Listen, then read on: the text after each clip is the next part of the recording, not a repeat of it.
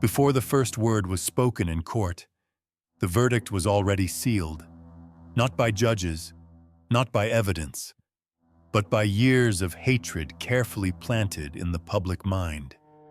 This story does not begin in a courtroom. It begins long before Marie Antoinette was ever accused. By the time she stood trial, France no longer saw a woman. They saw a symbol, a foreign face onto which hunger, anger, and national failure had been projected.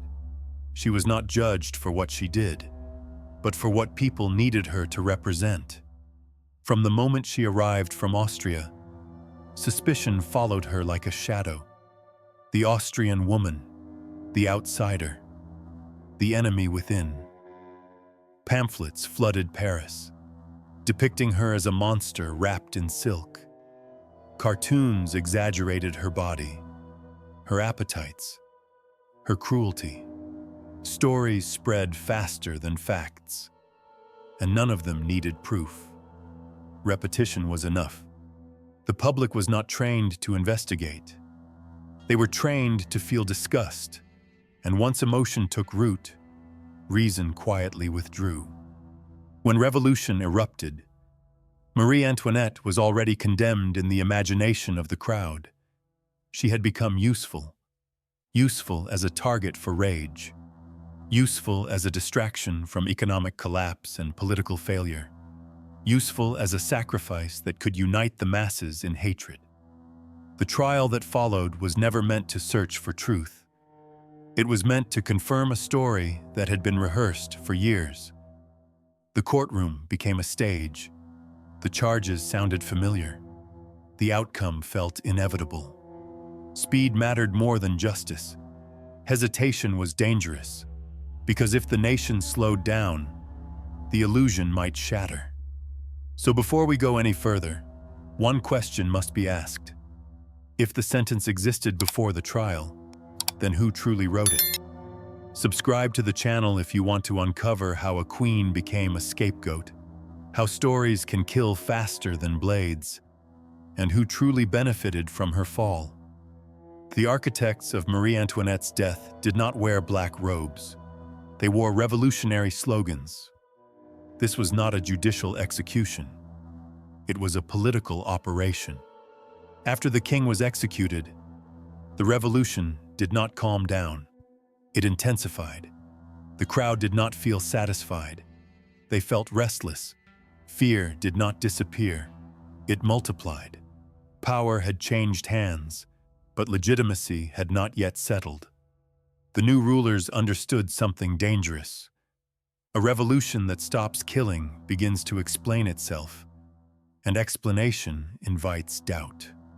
Louis XVI was dead, but his death created a problem.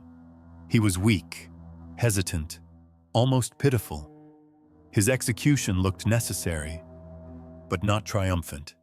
It did not deliver the emotional shock the leaders needed to silence opposition and unify the streets. They needed a second head, a louder one. Marie Antoinette was perfect. She was not just royal. She was female. She was foreign. She was famous. Her name already carried years of scandal, rumor, and resentment. Executing her would not feel like justice. It would feel like revenge. The Committee of Public Safety and the radical factions knew this. They did not need a careful trial. They needed a spectacle that proved the old world was truly dead. Her death sent a clear message. No bloodline was sacred. No past alliance was safe. No mercy would interrupt the new order. This was not about what she had done. It was about what her death could accomplish. By killing her, the revolutionaries demonstrated control. Control over narrative, control over fear, control over the crowd. Any hesitation would have been interpreted as weakness. Any acquittal would have been catastrophic. If Marie Antoinette walked free, even briefly, the myth would collapse. People might begin asking questions, and questions are poison to unstable power. So the process was accelerated. The charges were expanded, not clarified. The tone was hostile, not investigative. Everything pointed in one direction, forward, toward the blade. She did not need to be proven guilty. She needed to be eliminated efficiently. Behind closed doors, her fate solved multiple problems at once. It diverted anger away from economic failure. It unified rival revolutionary factions against a common enemy. It created a public ritual of dominance that left no room for sympathy. Marie Antoinette was not judged as an individual. She was processed as a symbol. Her execution reassured the masses that the revolution was strong, decisive, and unstoppable. It reassured the leaders that fear still worked. And that is how political power operates in times of chaos. Not by asking who is innocent, but by deciding who is useful to destroy. The masterminds did not ask whether she deserved to die. They asked whether her death would stabilize their rule. The answer was yes. History does not always speak through grand speeches or official records. Sometimes, it whispers through routine, through repetition, through the people who were present every single day. Madame Campan was one of those people. She was not a politician. She was not a revolutionary. She was not an apologist hired to clean a reputation. She was a woman whose job was simple and unforgiving: to stay close, to observe, to remember. As a lady in waiting, Campan saw Marie Antoinette when the public could not. Not the caricature, not the monster from pamphlets, but the human being behind closed doors.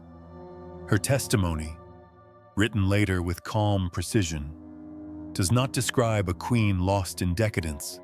It describes routine, repetition, ceremony, fatigue. Days filled with strict schedules, exhausting etiquette, endless observation. A woman rarely alone, rarely free, constantly watched. There are no secret orgies hidden between state rituals, no nights of uncontrolled indulgence, no evidence of the deviant excesses the public loved to imagine. Campan does not portray Marie Antoinette as perfect, and that is exactly why her words matter. She acknowledges flaws, impulsiveness, poor judgment in friendships, moments of emotional immaturity, small vanities that belong to youth and isolation.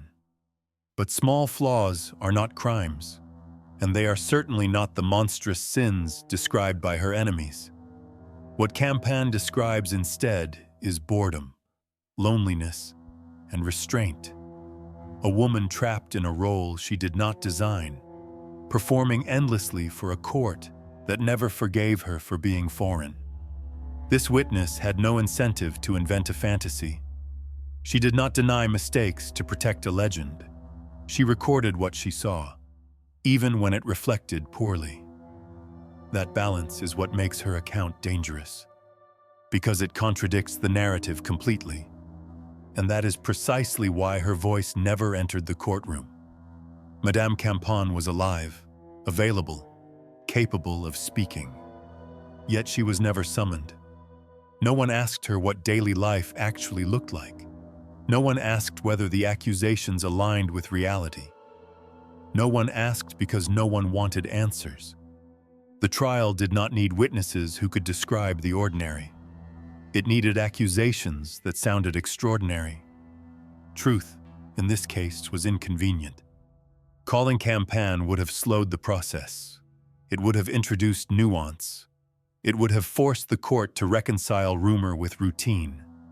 And routine destroys spectacle.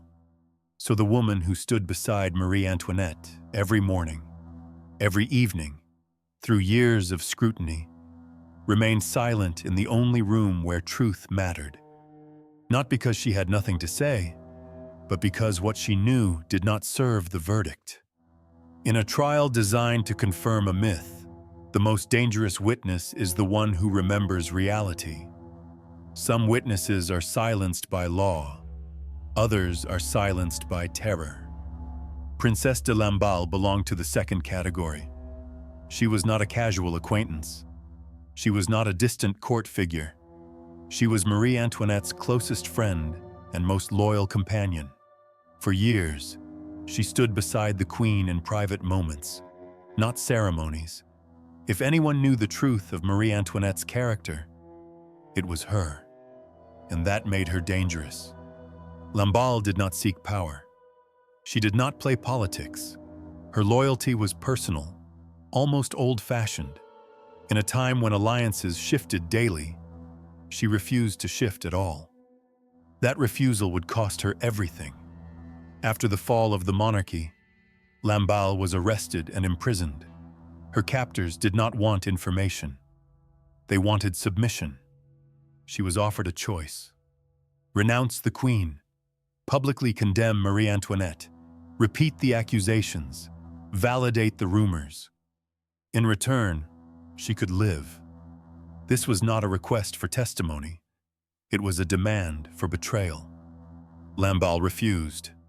She would not call her friend a monster. She would not confirm lies she knew were false. She would not trade another woman's honor for her own survival. That decision sealed her fate. What followed was not an execution. It was a message. Lamballe was murdered by a mob in the streets of Paris. Her death was brutal, deliberate, and theatrical. This was not chaos. It was intimidation. The violence served a purpose beyond cruelty. It eliminated a witness who could never be controlled, and it warned others what loyalty would cost them. Her body was desecrated. Her head was severed and paraded through the city. The message was unmistakable. This is what happens to those who refuse the narrative. Lamballe never testified in court. She never spoke in her own defense. But her silence after death speaks louder than any statement. If Marie Antoinette had truly been the depraved figure described by revolutionaries, Lamballe would have known.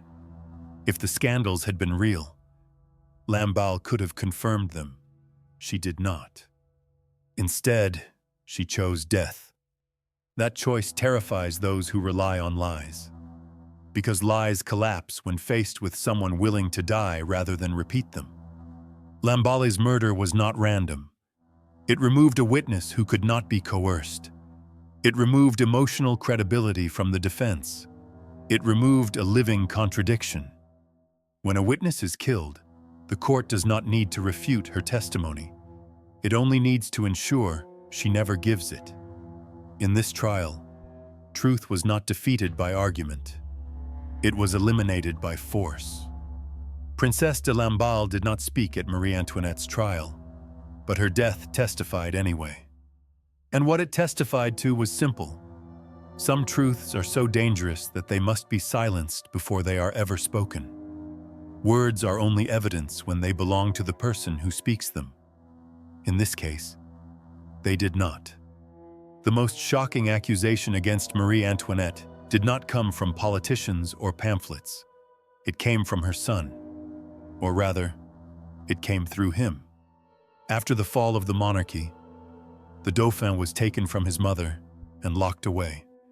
He was isolated, separated, placed under the control of men whose loyalty belonged not to truth, but to power.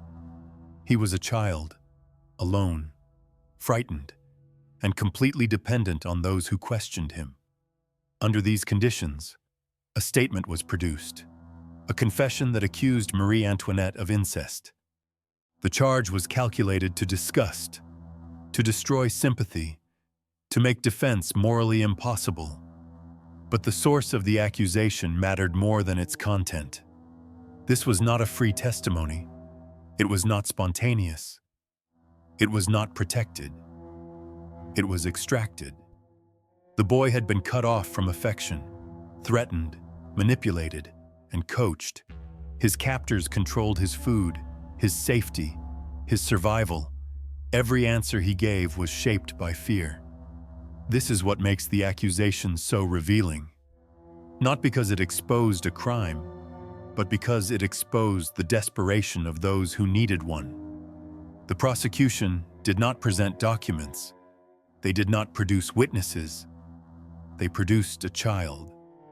They knew the power of the moment. No rumor travels faster than one spoken through innocence. No accusation feels more irreversible.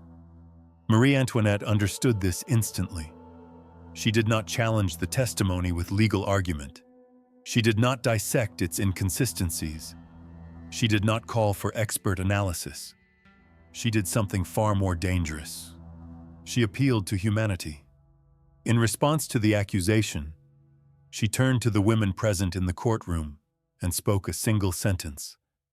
A sentence so restrained, so devastating, that it shattered the atmosphere. She said that nature itself refused to respond to such a charge, and she appealed to every mother in the room to judge her. The effect was immediate. The courtroom fell silent. Even those who hated her understood what had happened. A line had been crossed. The trial had exposed its own brutality. For a brief moment, truth surfaced, not through evidence, but through recognition, through the shared understanding that a child had been used as a weapon.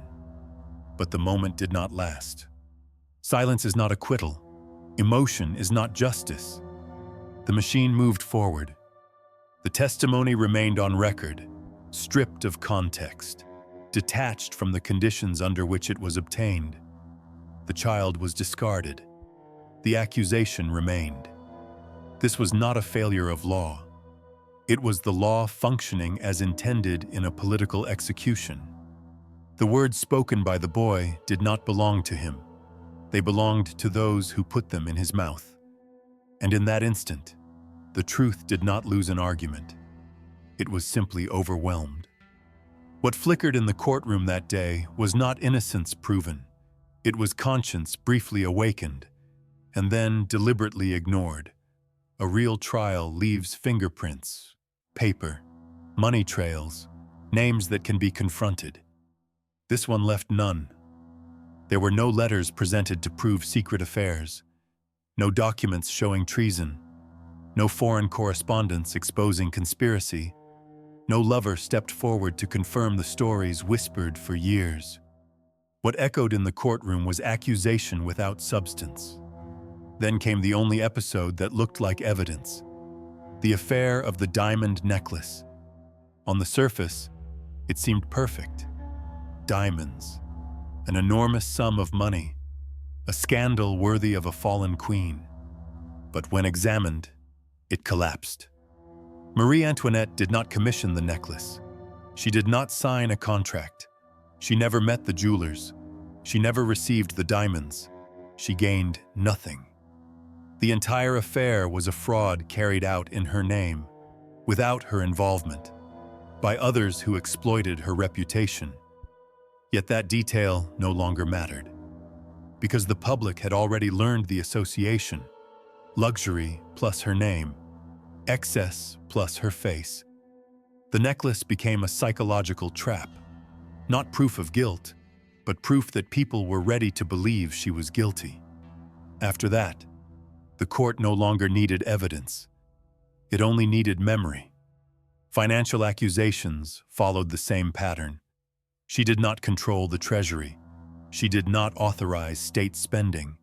She did not design the debt that crushed France. No ledgers were produced. No transactions traced. Emotion replaced verification. Then there was the speed. The trial advanced with unnatural urgency.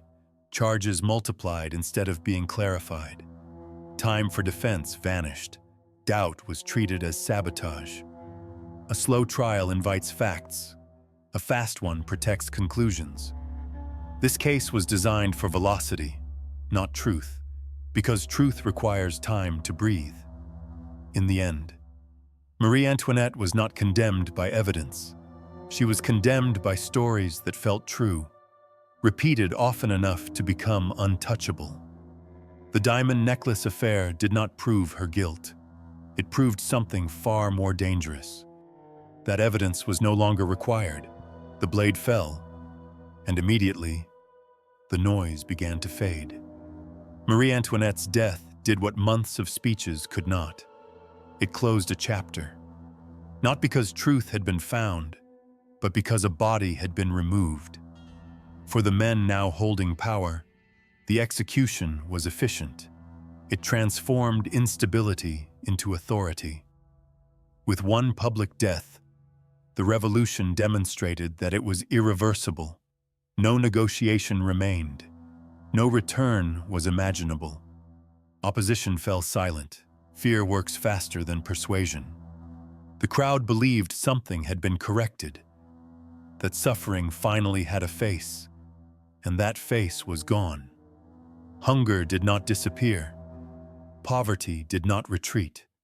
But anger found relief, and relief felt like justice. That feeling was enough.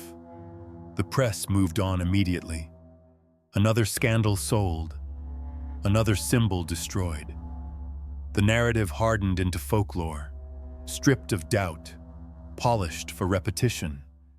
A dead queen could no longer contradict the story told about her. Others quietly benefited. Those responsible for financial collapse were never named. Those who mismanaged war escaped scrutiny. Those who failed to govern blended into the new order. Responsibility dissolved because it had already been concentrated in one place, and then erased.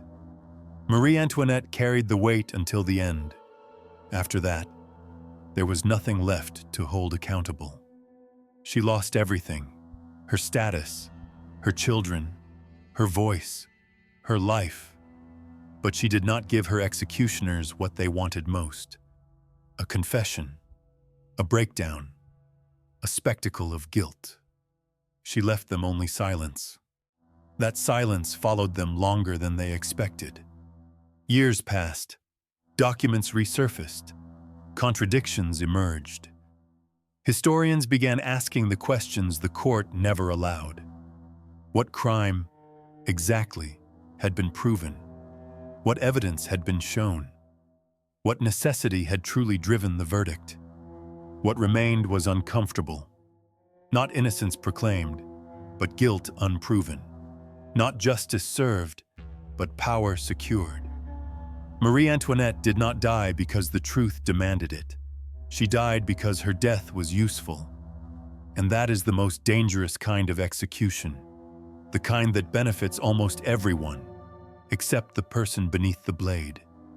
If you want more stories where royal scandal hides political calculation, where history's verdicts unravel under pressure, and where the truth survives only after the noise is gone, subscribe to the channel and stay with us.